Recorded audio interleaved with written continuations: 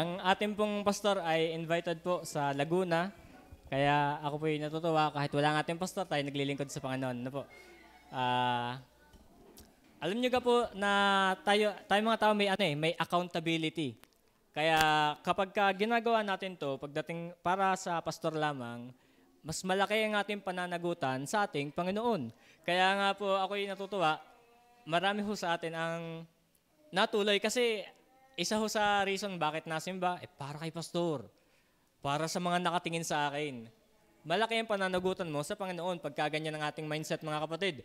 Ngayon po, akin lang ho sinabi para, siyempre, maingatan na rin natin kasi lahat tayo magsusulit sa Panginoon. Ano? Kayo ang bahala sa Panginoon. Nakakatakot po yan, ganyang bagay na yan.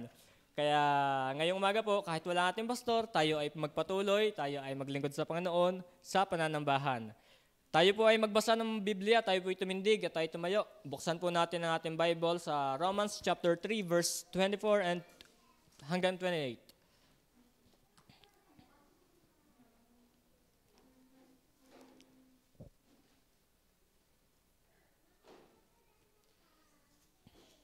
Yan. Ako na lang po magbabasa at sundan nyo na lang po ng inyong mata sa kung inyo nakikita sa Bible. Sabi po dito, isama na natin yung 23. For all have sinned and come short of the glory of God. Verse 24, being justified freely by His grace, through the redemption that is in Christ Jesus, whom God set forth to be a propitiation through faith in His blood, to declare His righteousness for the remission of sins that are past through the forbearance of God. To declare, I say, at this time His righteousness, that He might be just and the justifier of him which believeth in Jesus. Where is boasting then? It is excluded. By what law? Of works? Nay, not but by the law of faith. Pagdating po sa 28, therefore we conclude that a man is justified by faith without the deeds of the law. Let's pray. Panginoon, magandang umaga po. Salamat sa iyong mga salita. Tulungan niyo po kami, Panginoon, na maunawaan yung iyong kalooban sa amin, Panginoon. Nawa po aming makita yung iyong ginawa sa krus ng Kalbaryo, Panginoon. Nang sa gayon, amin pong masumpungan na kami ay matuwid sa iyong harapan, Panginoon. Sorry po sa aming mga kasalanan. Pagpalain niyo po aming mga kapatid. Pagpalain niyo po ang bawat isa. Ito po aming dalangin sa pangalan ng Panginoong Jesus. Amen. Pwede na po kayo maupo. Salamat po sa Panginoon. Ito pong Romans chapter 3, ito po yung letter ni Paul sa mga taga-Roma. Ngayon po, bago tayo pumunta dito sa ating righteousness through faith, bakit naisulat ni Paul bakit niya nasabi na righteousness through faith? Kasi po, kung babalikan natin pataas, sa book of Romans chapter 3, nandyan po yung mga magugulo. Pagdating po sa Romans chapter 2, verse 17 hanggang 29, yung law ay dumating sa kanila, sa mga Hudyo. Kasi itong mga Hudyong ito ay nagmamalaki, nagmamapuri, nagyayabang. Ang isip nila, dumating ang kautusan sa amin. Wala kayo, daig kayo, panis kayo sa amin. Diba ganyan? Kapag feeling natin na tayo ay special, ang tendency tayo ay magyabang. Ngayon, ang kautusan, Old Testament, dumating yan sa mga Hudyo. Ngayon, itong mga Hudyong ito, nagyayabang, ang kautusan ay nasa amin. Kayong mga hintil ay wala. Wala sa inyo ang kautusan, nasa amin. Ito ang problema. Itong mga Hudyong ito, bagaman dumating ang kautusan sa kanila, kaya nga pagdating sa verse 17 hanggang 29, behold, thou art called a Jew, and rested in the law, and makest thy boast of God. Nagmamayabang sila.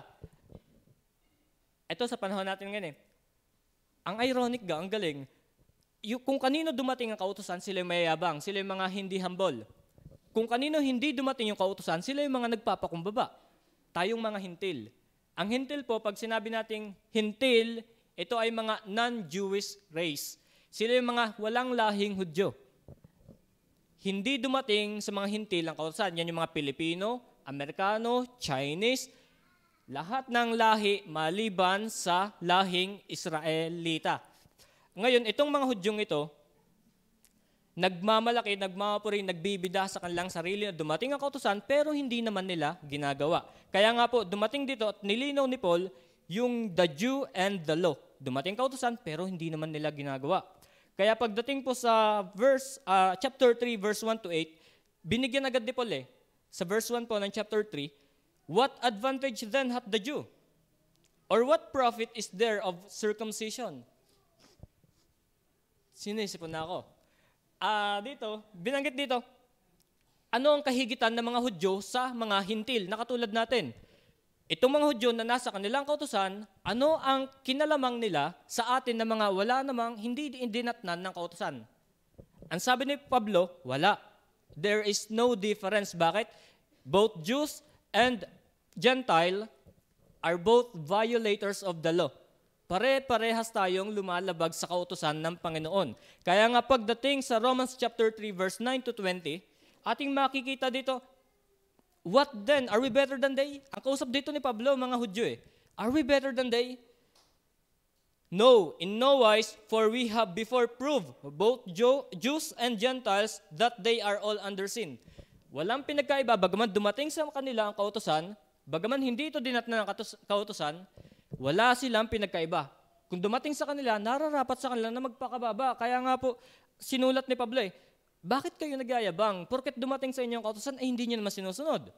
Ito naman mga ito, sila pa yung nakikitaan ng pagpapakumbaba. Kaya nga maraming example sa Biblia ng mga Gentiles na ginamit din ng Panginoon. Kaya nga po dito, sa verse 9 hanggang 20, what then? Are we better than they? Ang kausap ni Pablo, yung mga Hudyo, kinakausap niya, mas higit pa ba tayo dito sa mga Hintil na ito? Bakit? Hindi mga kapatid, ang sabi. No, in no wise, for we have before proved, napatunayan na mga Hudyo at mga Hintil, that we, both Jews and Gentiles, are both under the sin. Lahat tayong mga tao na nabubuhay at namatay at mabubuhay pa lamang nang wala sa Panginoon ay under ng kasalanan. Kaya pagdating sa 10 hanggang 20, isinaysay diyan bakit nasabi na we are all under sin. As it is written, there is none righteous, no, not one. The declaration of God, kung inyong mapapansin diyan sa ating mga verses na yan, declarative statement yan. Hindi yan question mark, hindi yan exclamation, lalo na kung exclamation, declarative. God declare what He saw. And the Bible declare what God saw. Anong sabi niya? As it is written, there is none righteous, no, not one. Meron ba sa inyo matuwid? Wala. Kung ang mga Hudyo nga, dinatnan na kautusan, sila nagyayabang, sinasaway ni Paul, huwag kayong magmayabang. Lahat naman tayo nasa ilalim ng kasalanan. Kaya walang nakita ang Diyos na matuwid, bagaman dumating sa inyong kautusan. Lalong-lalo na tayo mga Hintil. Ano po? At verse 11, there is none that understandeth, there is none that seeketh after God. Likas sa atin na hindi humanap sa Diyos. Itong mga Hudyong ito, hindi rin Hindi rin. Sila ngay paaliwaliwayway pa. Ibinigay na nga ang kautusan, hindi pa rin nila sinusunod. Lalo na tayo mga Hintil, there is none that understand that. Walang umuunawa sa Diyos, walang nakakaunawa. Ang gusto ng Diyos ay ganito, pero ang gusto ng tao, ayoko na yan. Gusto ko to. May sariling mundo. Gawa tayo ng sarili natin planeta. Ano po? Kung ayaw nyo sa gusto ng Diyos, gawa kayo sa sarili nyong planeta. There's none that understand that. There's none that seeketh after God. Hatid sundo na, ayaw pang sumimba.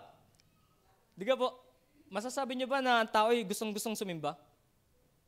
Ako, araw-araw gusto ko lagi na simbahan. Ewan ko lang kung makakatagal yan ng sambuhan. Hindi ako naniniwala. Walang taong likas na gustong sumimba. Lahat tayo makasalanan They are all gone out of the way. They are all together become unprofitable, useless. There is none that do it good. No, not one. Walang gumagawa na mabuti. Wala kahit isa. Walang matuwid, wala kahit isa. Kung inyo mapapansin sa Bible, kapag may words na inuulit, verily, verily, no, not one. Tapos dito ay, may inulit na word dito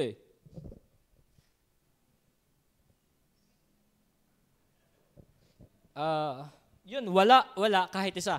Pag sa Bible, may mga inuulit na word, wala kahit isa. Yung word na the same pa din, inuulit, binibigyan ng emphasis, makinig ka. Huwag mong patigasin ng iyong puso. Binibigyan ng emphasis na ito talaga ang akin nakita. Ito yung katotohanan. Binibigyan diin. Dinidiin ng Biblia na ito talaga yun. Their throat is an open sepulchre. With their tongues, they have used deceit. The poison of asp is under their lips. Puro ang buka ng bibig natin, puro mababaho ang nalabas. Hindi hininga, kundi hindi magaganda, hindi kaaya-aya ang nalabas sa ating bibig. Kasi kung ano laman ng ating puso, yun yung ilalabas ng ating bibig. Ngayon, kung puro negative, edi masama ang inyong puso at lahat tayo ay nanggaling diyan. Hindi ka po, ako nakapagmura na, laguto ka niyan sa akin dati. Kung ano-anong pinagsasabi ko at lahat ng tao, ayan ang naranasan, ayan ang ginagawa, yan yung buhay dati. Ang kanilang lalamunan ay parang bukas na libingan. Alam nyo gang amoy ng libingan? Mabaho. Nung bata ako, nasama ko sa mga kabarkada, di ko alam, trip ko lang siguro. Niyayag kami mag-ano ng kandila, magkukod-kod ng kandila every, November 1. Magkukod-kod kami ng kandila at aming bibilugin, aming ipagbebenta. Ngayon, pagka kami may nakikita kasi public cemetery ang pinupuntahan pag may nakikita kami libing, ang baho, kahit matagal na, ang baho pa din. Parang ganyan daw ang ating lalamunan. Bakit? Sinabi ng Diyos na parang ganun ang amoy ng ating bibig, ating lalamunan, ikinompare doon. Kasi walang nakitang maganda na ilalabas ang ating lalamunan, ang ating bibig, na kaaya-aya sa Diyos. Pagdating po dito, whose mouth is full of cursing and bitterness, puro panunumpa, puro kapaitan ang nilalabas ng bibig. Their feet are swift to shed blood. Nagmamadaling pumatay. Alam nyo ang pagpatay, hindi lamang physical, hindi lamang may direct contact, kundi kung nagalit ka sa iyong isip, sa iyong puso, nagalit ka sa iyong kapatid, pagpatay na yan. Ano po? So lahat tayo nakapatay na sa utos ng Panginoong Jesus. Destructions and misery are in their ways, and the way of peace have they not known. There's no fear of God before their eyes. Di ba? Yan ang katotohanan. Dineclare ng Biblia na nakita ng Diyos that we are all, ikaw ay Hudyo man, ikaw man ay Hintil, we are all under sin, at nakita ng Diyos, we are all unrighteous, we are all wicked, and we are useless, unprofitable. Mabigat na sentence yan, pero yun yung katotohanan. At nakabanggit nga po dito ano kung hindi ka maniwala? Hindi yan makakapagpabago ng katotohanan na sinasabi ng Biblia. Ano kung hindi ka maniwala? Can you move God to His faithfulness? No, hindi ganon. God is not a respecter of person. Ano kung hindi ka manampalataya sa Kanya? Di pa impyerno ka, kapatid. Hindi ka igagalang ng Diyos. Ikaw ang gumalang sa Diyos. Ano po? Kaya nga po dito, before righteousness through faith, ipinakita muna yung kalagayan natin mga tao. The Jews and the law, the no advantage of the Jew, the unrighteousness of mankind. Ano po? Kaya pagdating sa Romans chapter 3, verse 24 hanggang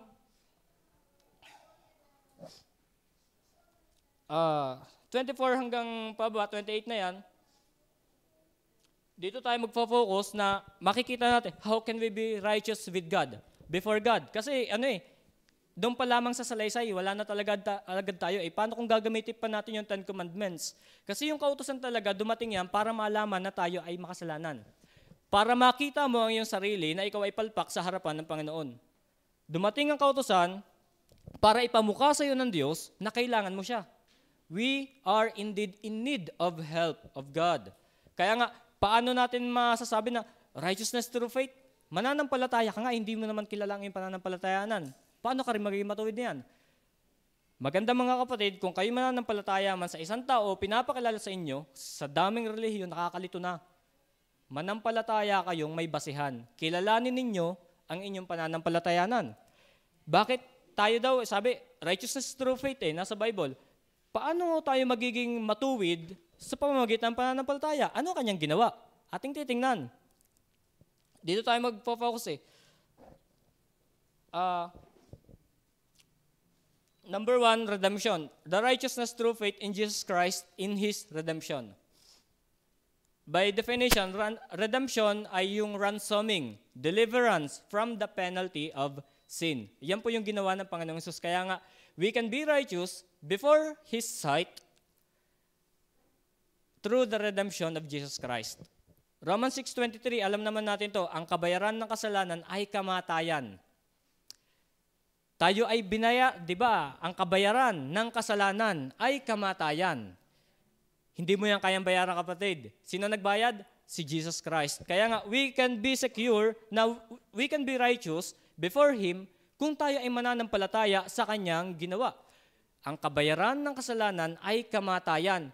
God made the redemption for us. Romans 3:21-23, ating pambasahin. But now the righteousness of God without the law is manifested, being witnessed by the law and the prophets. Itong law and the prophets, ito yung Bible natin.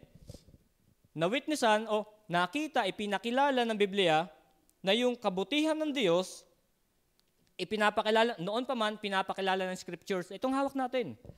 Kaya nga, even the righteousness of God, which is by faith of Jesus Christ. Imagine nyo yan, mananampalataya ka na nga lamang, hindi pa natin magawa eh. Mananampalataya ka na nga lamang sa Panginoon, hindi pa natin magawa, nahihirapan tayo eh. Alam niyo kung bakit? Kasi nature talaga natin, ang hindi humanap sa Diyos. Ayaw natin yan. Tayo makasalanan. Mas gugustuhin natin kung ano yung ayaw ng Diyos. Di ka po? Kaya nga, pagdating dito sa Ephesians 1:7, atin pong tingnan, in whom we have redemption. Pinapakilala na. In whom. Sino yung whom na yun? Si Jesus Christ. Through His blood, the forgiveness of sins, according to the riches of His grace. Napakayaman sa biyaya ng ating Panginoong Hesus, kaya wala kang ibang lalapitan, kundi yung mayaman sa biyaya. Sino ga mayaman sa biyaya? Sino yun? In whom we have redemption. Jesus Christ. Walang ibang makakapagbayad ng iyong kasalanan kasi ransoming, the penalty of sin. Babayaran yung penalty na kasalanan mo. Sa halip na ikaw magbayad, may nagbayad na sa'yo. Kaya we can be assured na tayo ay magiging matuwid pag humarap tayo sa hukuman ng Diyos, magiging matuwid tayo kung may Kristo tayo sa ating puso. Matuwid ka, kita ko si Kristo sa'yo, pasok. Kung aasa ka sa iyong sarili, hindi ka papasokan ng Diyos. Kaya noon pa man, dito pa lang pinakita na agad kung ano yung kabagsakan ng tao, kung gaano bumagsak ang tao sa kasalanan. Kaya kinakailangan talaga natin maging matuwid. Paano? Napakahirap Hindi kay Kristo, yung gumawa para sa iyo at para sa akin. Ano po? Kaya pagdating din po sa Colossians 1:13-14, natin pong basahin. Who? Yan na. Whom? Tapos who? Who hath delivered us from the power of darkness? Sino ka may power of darkness? Hindi kasi Satanas yan. And hath translated us into the kingdom of His dear Son. Verse 14. In whom we have redemption through His blood, even the forgiveness of sins. Sins with S, madami. Lahat ng kasalanan mo, binayaran na ng Panginoong Hesus. Pag binayaran na, automatic patatawarin ka na. Di ka po? Kaya nga napakagandang balita na mananampalataya nga lamang tayo By the way, lagi naming nililinaw sa inyo, ang pananampalataya ay hindi yung alam mo lang na ginawa ito ni Kristo. Alam naman ng lahat ng tao na si Kristo yung napako sa cross. Kahit ngayon yung mga anak, tanongin nyo, sino si Jesus Christ? Si Papa Jesus. Nung kami pala nag-Bible study sa Katmon, pag ako'y pumunta, yes, Papa Jesus, yun na nga. Yun na nga, napagkamalan pang si Papa Jesus ang inyong lingkod. Nakakatakot na bagay. Pero, ang gusto ko ipakita sa inyo, alam na mga bata kung sino si Jesus. Alam na, kahit mga bata, lahat ng tao, alam si Jesus, siya yung napako sa cross. Ang problema ay ganito. Bakit nga hindi nila ma-appreciate yung ginawa ng Panginoong Jesus? Alam lang nila napako sa cross, bakit namumuhay pa rin sa ganito? Alam niyo po kung bakit? Kasi hindi nila makita ang kanilang sarili na sila ay nangangailangan sa ginawa ng Panginoong Jesus. Hindi nila makita ang kanilang sarili na sila ay bagsak na, sila ay paimpyerno na bulag na ang isip, ang puso at ang mga mata. Kaya hindi nila makita yung kahalagahan ng crucifixion ni Jesus Christ. Di ka po? Kaya napakapalad natin mga kapatid na ating na-appreciate yan. Paano gang ako minsan nagtataka Ako enjoy na enjoy sa sigarilyo at alak. Pero biglang, dati gustong-gusto ko na pero hindi ko magawa kahit anong pigil ko. Pero ako'y nagtataka pa rin sa akin, napakalaking himala talaga Pag napapabulay, bakit nga ba ako biglang nagbago? Ano par? Shut na par. Hindi na, ayoko na yan. Pas na ako dyan. Kita ko na ang dulo na yan Mapapahamak lang ako. Kaya, ang pagbabagong ibibigay sa inyo ng Diyos, napakaganda. Asahan niyo mga kapatid, kung di man kayo maniwala, di wag.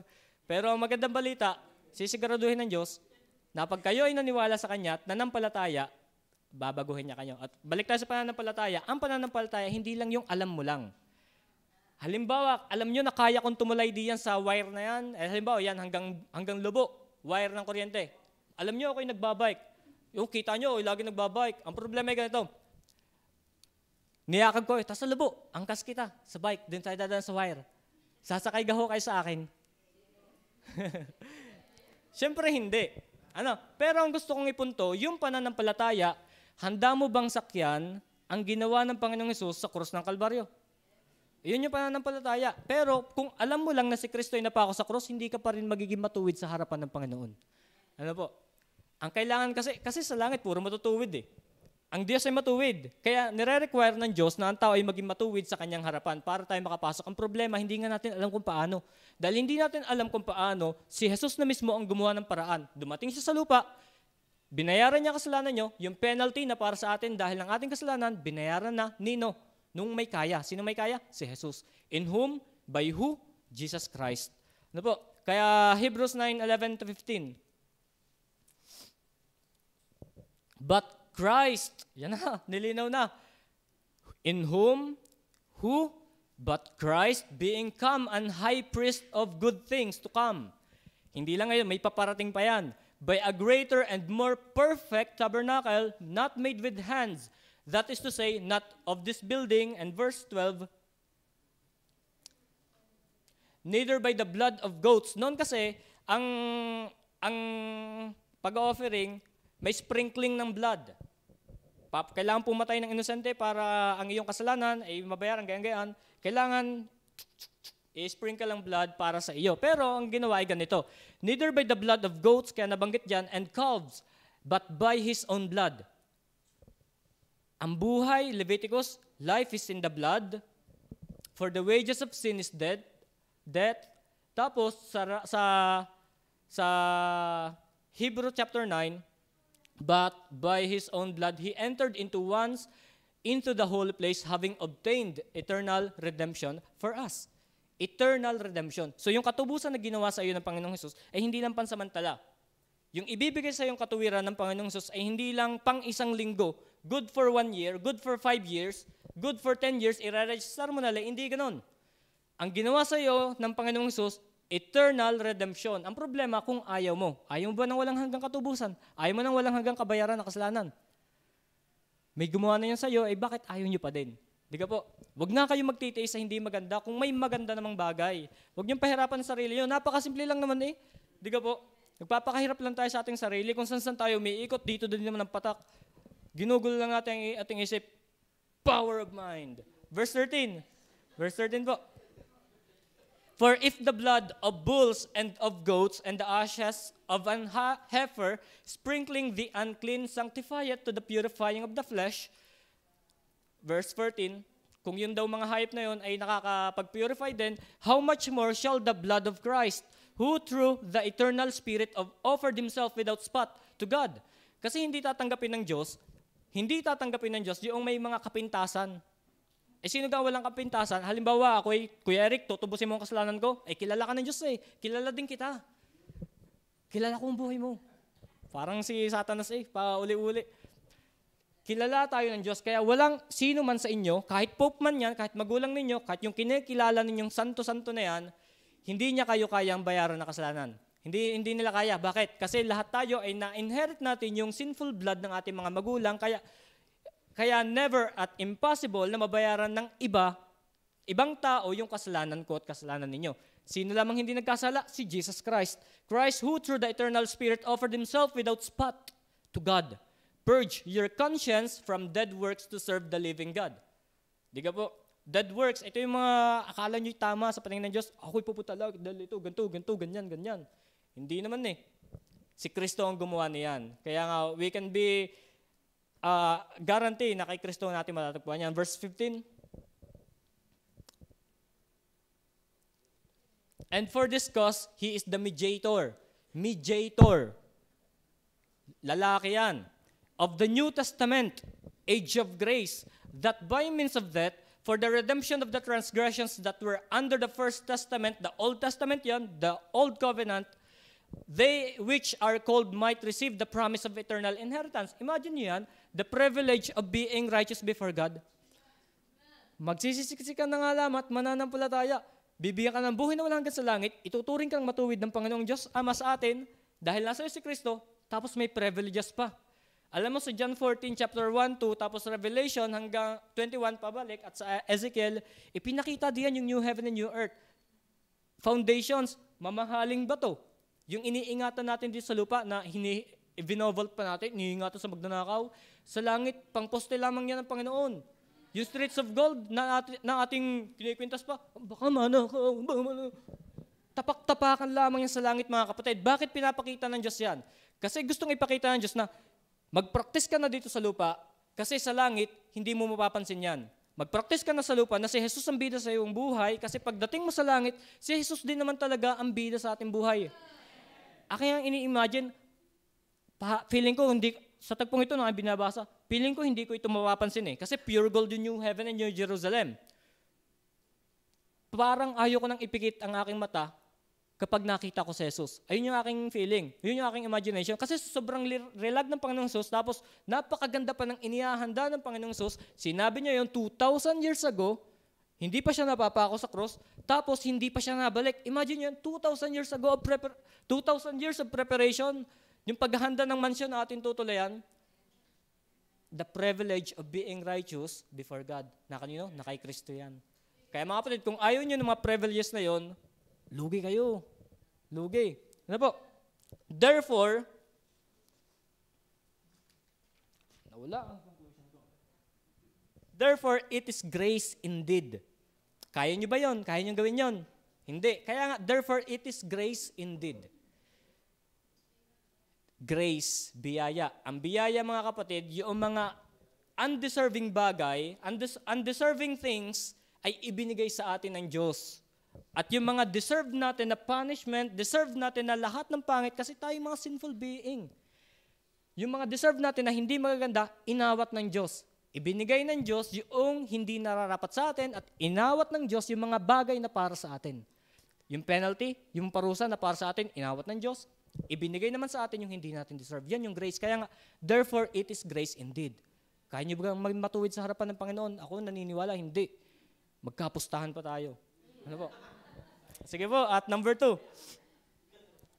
Number 2. Not only the righteousness through faith, not only by His redemption, panampalatayanan mo yung kanyang ginawa sa krus ng Kalbaryo. At panampalatayanan mo rin yung pagiging propitiation ng ating Panginoong Yesus. When we say propitiation, it is an act of gaining or regaining the favor of goodwill of someone. Appeasement and atoning sacrifice. Alam niyo ba sa Isaiah 59 verse 1 and 2, ipinagkubli, ito yung separation ng tao at Diyos Ipinagkubli ng Diyos yung kanyang mukha sa atin dahil tayo ay makasalanan. Behold, the Lord's hand is not shortened, that it cannot save, neither His ear heavy, that it cannot hear. Nagbibingi-bingihan tayo pag tayo may naririnig But your iniquities have separated between you and your God. Ano sabi? But your iniquities. Tingnan nyo yung grammar But your iniquities, yung kasalanan mo, ang Diyos ba'y lumayo? But your iniquities have separated between you and God. Sino lumayo? Tayo. Your iniquities. Ang Diyos ay hindi naalis. Wala naman siyang mali Sino nagpalayo sa atin? Tayo. Yung tayo mga makasalanan. Sa mag-asawa, kayo ga po ay sa loob ng isang tahanan, kapag may mali ang isa sa inyo, kayo ga po ay makakatagal na magsama sa loob ng 5 minuto, magkatabi, hihiga. Ewan ko lang kung kayo magtatagal. Kasi alam niyo may mali ang isa't isa sa inyo. Ano? So ganyan din. Kaya tayo nalayo. Alam niyo kung ba tayo nalayo? Alam kasi natin na may mali tayo. At alam natin at kilala natin na itong Diyos na ito ay banal at walang kasalanan. Kaya ang tendency tayo, nahihiya ako, ayoko na diyan, ako'y makasalanan. Pero false humility yun mga kapatid. Separated between you and your God, and your sins have hid His face from you, that He will not hear. Di ka po? Halimbawa, kayo'y nahingi sa Diyos, Panginoon, bigyan niyo po ako ng Ford. Bigyan niyo po ako ng magandang bahay. Ay alam naman ng Diyos ang inyong intensyon Halimbawa, Panginoon, tulungan mo po ako sa aking exam. Tulungan niyo po ako na ako'y makagraduate. Ang problema ay ganito, magaling ka lang humingi, pero yung gusto ng Diyos ay hindi mo ginagawa. Parang magulang din. Nahingin yung anak, tapos minsan may mga magulang talaga, spoiled na mga bata Kapag minsan kami po hindi po kami pinalaking ganyan, kaya laking pasasalamat ko sa mga magulang. Kailangan namin paghirapan yung aming hinihingi. Cellphone, college na ako nagka-cellphone. Kung magkaka-cellphone man kami, kailangan namin bilhin sa aming sarili. Ngayon, bibigyan kami ng cellphone ng aming mga magulang. Anak, college, kailangan makatungtong ka ng college para bilhan ka ng cellphone. So lahat kami magkakapatid, college na nagka-cellphone. Touchscreen. Touchscreen na yun kasi puro keypad. First time ko makahawak touchscreen. Torque. Torque. Ayun ang problema eh. May galit ang isa't isa. Ngayon ang problema ay ganito. Dahil ang Diyos ay nagkubli ng kanyang mukha at pandinig, dahil sa ating mga kasalanan, hindi tayo dinidinig sa ating panalangin, dahil tayo makasalanan, kinakailangan na mag-gain natin yung favor ng Diyos na ating nilayuan. Kumbaga nagtatampo sa atin, nalulungkot sa atin. Kailangan natin mag-gain uli yung favor na nawala. Kasi noon sa Genesis, sa Garden of Eden, kung inyong papansin, God walking in the garden, fellowshipping with man. Nakikipag-fellowship, walang ilangan ng tao at Diyos. Pero the moment na hinawakan, kinain nila yung forbidden fruit, sila'y nagtago na sa Diyos. Di ka po? Nailang, nagkaroon ng kasalanan. Ngayon, nawala ang favor ng Diyos sa tao. Nawala ang favor. Kasi dati bigay na. Ay ngayon hindi, pinalayas. Nawala yung favor ng Diyos. Ngayon, ang problema ay ganito. Paano natin magiging yung favor o yung goodwill ng someone, ng Diyos, o paano natin ma-appease yung nawalang favor ng Diyos sa atin? At yan ay sinagot ng talata din. Romans 3:25, the propitiation. Sino yan? Si Kristo agad yan. Sa Tagalog, pampalubag loob. Nung ako'y laging alas 11 na nauwi ng high school, gabi na, nakaabang na ang hanger ni mama. Iaaro ko ng aking santol. Hindi na magagalit sa akin. Kasi yung favor na mama ay napunta na sa santol. Makakapasok na ako, hindi na ako mapapalo. Kaya nga, ayun yung idea ng propitiation eh. May kinakailangan na itong galit na taong ito o galit na Diyos ay may matingnan na makakapagpakalma. Kasi pag tinignan ka, halimbawa titingnan ko si Kuya Eric, pag tinignan ko, makakainit naman to ng ulo eh. Kailangan merong isang mamagitan na para pag tinignan ko, pag tinignan ko naman si Kuya Eric, hindi na iinit ang aking ulo. Halimbawa si Mark, pag tinignan ko si Mark, kakalma na ako. Para pag tinignan ko si Kuya Eric, hindi na mainit na aking ulo sa kanya. Di po? So yun yung propitiation. Ngayon, anong klaseng propitiation yung ginawa ng Panginoong Jesus? Romans 5:25 at 3:25. But whom God hath set forth to be a propitiation through faith in His blood, to declare His righteousness for the remissions of sins that are passed through the forbearance of God. Kaya, pagdating din po sa 1 John chapter 2, verse 22,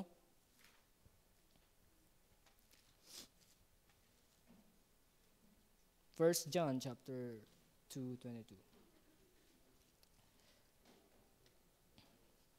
Who is a liar? But he that denieth that Jesus is the Christ.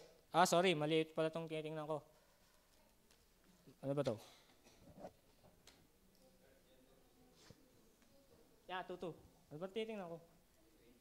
2:22. And He is the propitiation for our sins, and not for ours only, but also for the sins of the whole world. Di ka po? Galit ang Diyos sa inyo, pero may nagbigay na ng pampalubag loob. May gumawa na ng paraan para pag humingi ka na sa Diyos, pag lumapit ka sa Diyos, hindi na galit ang mararamdaman sa iyo. Kalmado na. Sino? Si Jesus Christ. Siya yung naging pampalubag loob natin. Paano? Para pag ang Diyos Ama na galit sa atin, tumingin kay Jesus Christ, at nabaling ang pagtingin sa atin, hindi na siya galit. Ang problema ay ganito. Kung wala ka pang Christ sa iyong puso, kung wala kang Jesus, maling Jesus ang nasa iyong puso. Di ba po? Di automatic. Hindi mo ma-regain yung favor na galit yung Diyos na galit sa atin. Bakit kailangan ng propitiation? Kasi hindi tayo maintindihan ng Diyos Ama. Ang Diyos Ama ay 100% God. Hindi siya nagkatawang tao. Tayo naman mga tao, 100% man, kaya hindi natin maintindihan bakit galit na galit itong Diyos Ama sa atin.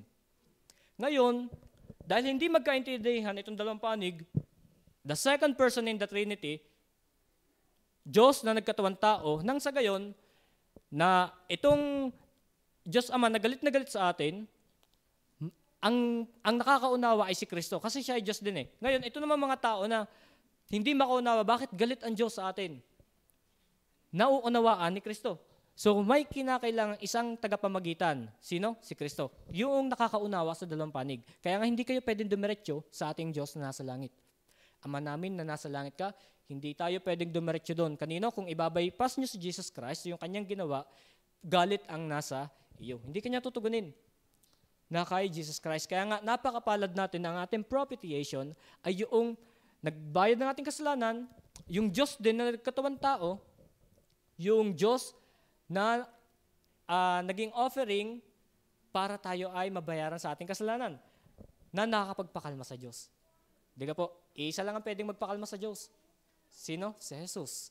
Hindi mo kayang pakalmahin niya kahit ikay madaming pera. Hindi mo kayang aruhan niya ng madaming santol. No po? So yun po yung pinapakilala dito. The propitiation, si Jesus Christ. At 1 John chapter 4 verse 10,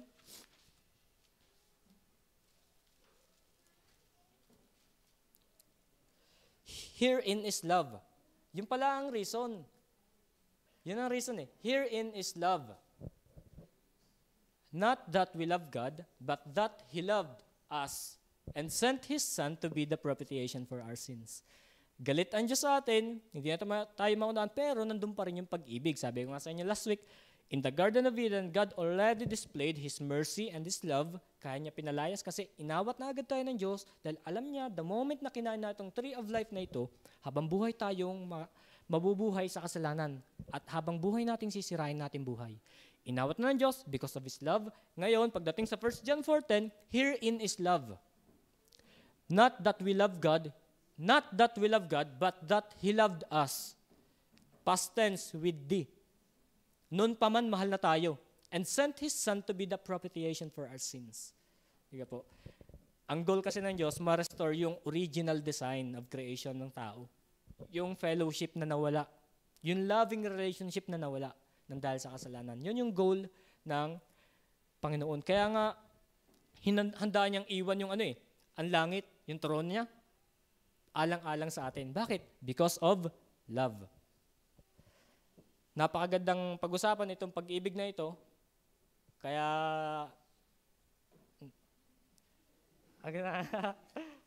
pero magandang bagay talaga pag-usapan ng pag-ibig, lalo na pagdating sa pag-ibig ng Diyos. Ang aking binubulay, paano ako naging kamahal-mahal? Pag nagmamahal naman tayo, may mga condition eh. Pag nagmamahal tayo, may mga standards. Kailangan maganda ang kuko nito. Kailangan straight. Kailangan ganyan-ganyan ating mga basehan. Kailangan may taling dito, mapanga. Tapos pag nangiti ay nahalakak na. Diga po, may mga ganyan tayong standard eh. Pero hindi ganyan ang standard ng Diyos.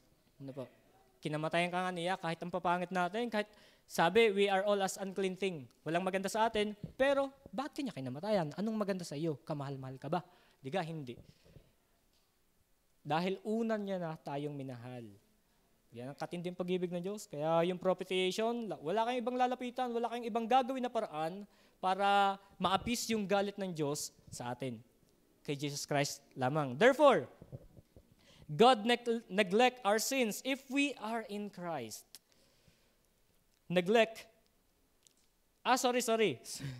Those who are in Christ, God's wrath is appeased. Yan.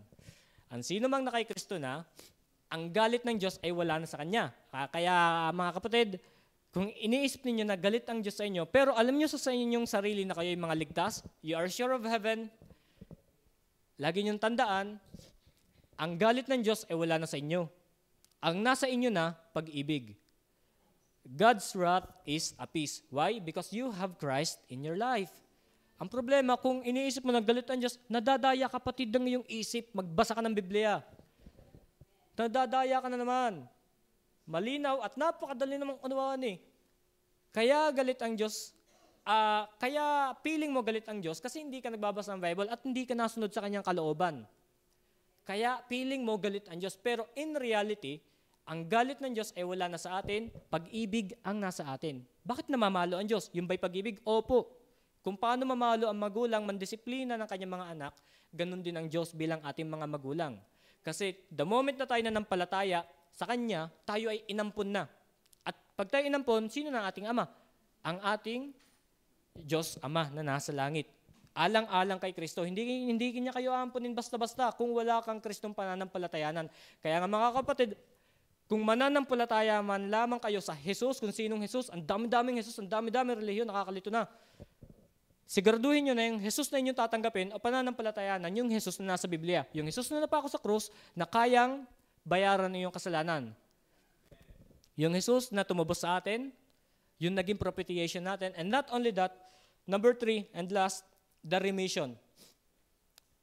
When we say remission, it is a passing over, neglecting, disregarding. Cross-reference natin, tingnan natin yung Passover dito sa Exodus 12:12-14. Ito po yung tagpo na huling salot na ibinigay ng Diyos sa Egypt. Kasi ayaw pa layasin ni Pharaoh itong mga Israelites kasi gusto ng Diyos kailangan niyang umalis din eh. Ngayon ayaw ni Paraon. Ngayon pinadaanan ng Diyos ng 10 salot at ang panghuling salot ay ito. For I will pass through the land of Egypt this night and will smite all the firstborn, panganay, in the land of Egypt, both man and beast. Lahat ng panganay, mapahayop man yan o mapatao. And against all the gods of Egypt, I will execute judgment. I am the Lord. Next verse. And the blood. Pansin niyo ba? Laging may kasamang dugo. And the blood shall be to you for a token upon the houses where ye are. And when I see the blood, I will pass over you. Ibig sabihin, pag dumaan ng Diyos, di ba, sabi, for I will pass over you. For I will pass, dadaan siya. Pag nakita ng Diyos sa kanyang pagdaan, yung blood na nasa post ng bahay, neneglect ng Diyos, lilikdangan. Lilikdangan niya ng Diyos. I will pass over you and the plague shall not be upon you to destroy when I smite the land of Egypt. Ibinigay yan ng Diyos kay Moses at ibinigay ni Moses sa mga Israelita para yung kanilang mga anak, pag dumaan ng Diyos ay hindi mamatay. Ngayon, ang problema, ganito eh. Noong dumaan ng Diyos, may mga Egyptian na walang gayaan. Kasi ang command, binigay lang sa Israelita. Well, hindi nila alam yun. Ang nakakaunawa lang ay ang mga Israelita kasi ibinigay ang command. Nung pagdaan ng Diyos, nung nakitang may blood, nilikdangan. Bakit? Bakit kailangan gawin yon? Kasi ang makikita ng Diyos, ang Diyos ay galit eh. Galit Diyos sa tagpong yan. Pag dumaan ng Diyos at nakita, patay ang mga bata, patay ang mga panganay. Kaya nga, diyan sa tagpong yan, nung dumating ang plague na yan, pinaalis na sila. Pinaalis sila. Sige, alis na kayo, nasasalot na aming lugar. Tapos, in the end, hinabol pa rin sila. In the end, nagtagumpay pa rin naman ng Diyos. Kaya nga po, verse 14 po, may sinisimbolahan to eh. And this day shall be unto you for a memorial, and ye shall keep it a feast to the Lord throughout your generation. You shall keep it a feast by an ordinance forever. Anong kinalaman niyan sa ating pag-aaral? Sa Romans 3:25, balik tayo sa ating text. Whom God hath set forth to be a propitiation, not only propitiation, through faith in His blood, to declare His righteousness for the remission of sins that are past through the forbearance of God. By definition, remission is a neglecting. Neglecting. Tapos, disregarding. Anong idea niyan? Tingnan natin yung text. Hebrew chapter 9 verse 22. Without shedding of blood, there is no remission. Ano po? And almost all things are by the law purged with blood, and without shedding of blood, there is no remission. So kinakailangan talaga may tumigis na dugo sa krus ng Kalbaryo para ang ating pananampalataya ay hindi mawalang kabuluhan. Ang ibig sabihin, ang sino man tao na nananampalataya, ang dugo ni Kristo ang lalakip sa iyo, lilinis ng iyong kasalanan, para pag nakita ng Panginoong Diyos, humarap ka sa hukuman niya, you can be righteous before Him. Ang titingnan na sa iyo ng Diyos, nanampalataya tayo kay Kristo. Nalinis na to ng dugo ni Kristo. Kasi sabi, neglecting. Kaya nga po, pagdating sa Jeremiah 31:34, ito na yung neglecting ng Diyos eh. In a positive sense. Jeremiah 31:34. Sorry, madami akong talata. And they shall teach no more every man his neighbor and every man his brother, saying, Know the Lord, for they shall all know me, Di ba? Sabi nga sa inyo, alam naman lahat ng tao na si Jesus ay napako sa krus. From the least of them unto the greatest of them, saith the Lord. For I will forgive their iniquity and I will remember their sin no more. At sinuportahan po yan ng Hebreo, chapter 8, verse 12 at 10:17 to 18.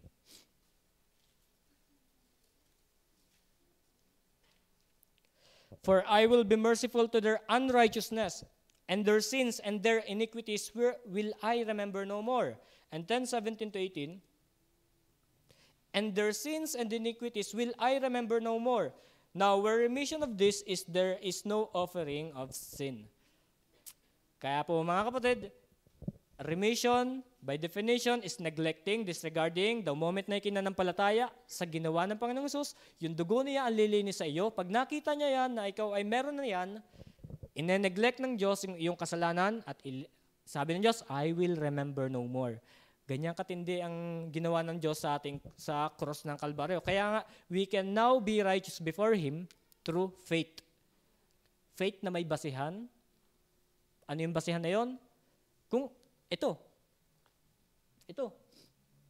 Huwag kayong mananampalataya na walang basihan. Mapapahama kayo. Hindi ka po. Kung mananampalataya man kayo, siguraduhin nyo na ma-check ninyo sa Biblia. Mahirap mananampalataya na walang basihan, mga kapatid. Para kayong mga inchik. Ito, lagay mo dito para ikisortehin. Diga, pananampalataya yun eh. Ginagawa naman natin, sinasakyan natin. Ngayon, kung tayo nananampalataya, mas malaking ating accountable sa Panginoon. Diga po, nananagot tayo sa Diyos. Ako'y kinakabahan din, minsan pag ang binubuhay, Panginoon, ano ga ang aking pagsusulit sa iyo? Lahat ng ating mga kalukuhan, pagsusulit mo yan sa Panginoon. Kaya nga, now where remission of this, there is no more offering of sin. Wala nang ibang paraan para kalimutan ng Diyos ang iyong kasalanan, liban kay Jesus. Ang problema ay ganito, gusto mong gumawa ng paraan, ayaw mong tanggapin si Jesus. Ayan, sabi ng Biblia, there is no more offering for sin. The first Adam fall, the second Adam is victorious. Ano po? Kaya napakapalad natin na yung we can now be righteous before Him through faith in Jesus Christ. Bakit? Kasi He redeemed us, He became our propitiation, at tayo ay nineglect ng Diyos yung ating kasalanan dahil ang pananampalataya natin sa Panginoong Jesus. Kaya nga mga kapatid, righteousness through faith, hindi sa amin, hindi sa simbahang ito, pero ang simbahang ito ay nagpapakilala sa inyo, how can we be righteous before Him? Through faith, tamang faith. Kasi sabi ng Biblia, Diyos din ang magbibigay niyan kay Jesus. E di hingin natin sa Diyos. Ako'y tutuwa din, pagka nag-share sa Ate Baby Jane, lagi ko narinig yan eh. Sabi na Ate Baby Jane ganito eh. Parang ganyan siya magsalita. Sabi nga ang Diyos naman nagbibigay niya, kaya sa Kanya natin hingin. Kaya lagi ko nang narinig yan, maganda nga ibahagi yan. Ang Diyos na nagbibigay niyan, sa Kanya natin hingin. Hindi madamot ang Diyos. Ang problema lang kung ayaw mong tanggapin yung binibigay ng Diyos. Kaya piling mo madamot ang Diyos eh. Ayaw mo kasing tanggapin yung binibigay ng Diyos. Piling mo lang kasi yan. Kaya salamat mga kapatid, sana naging makabuluhan sa inyo. Righteousness through faith in Jesus Christ, no more, no less. Jesus Christ plus ganito. Sasamahan ko na ng ganito. Hindi ganyan. Yung pananampalataya mo dapat nakabase sa Biblia. Kaya salamat. May time pa naman tayo. Tayo